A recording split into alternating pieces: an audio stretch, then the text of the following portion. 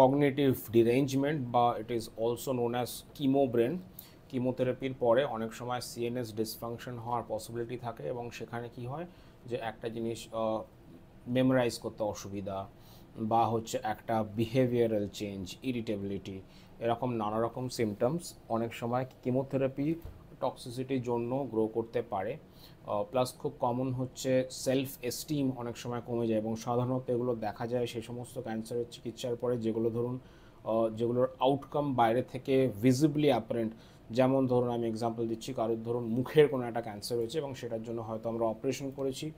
Operation করে অনেক সময় যেটা হয় যে মুখের বাইরের দিকে চামড়া যদি ইনভলভড হয় তো সেক্ষেত্রে ওই পার্টটাকে আমাদের রিমুভ করে সেখানে ফ্ল্যাপ করতে হয়। ফ্ল্যাপ কী জিনিস? ফ্ল্যাপ মানে হচ্ছে শরীরের অন্য অংশ থেকে চামড়া এবং মাংস নিয়ে এসে যেখানে ক্যান্সার আছে সেই ক্যান্সারটাকে রিমুভ করে সেই পার্টে সেটাকে আটকানো হয়। তো এই ফ্ল্যাপ করার পরে স্বভাবতই যেটা হয় যে ঠিক আছে ক্যান্সার তো ঠিক হয়ে যাচ্ছে কিন্তু আপনার মুখে একটা ডিসফিগারমেন্ট হওয়ার পসিবিলিটি থাকে।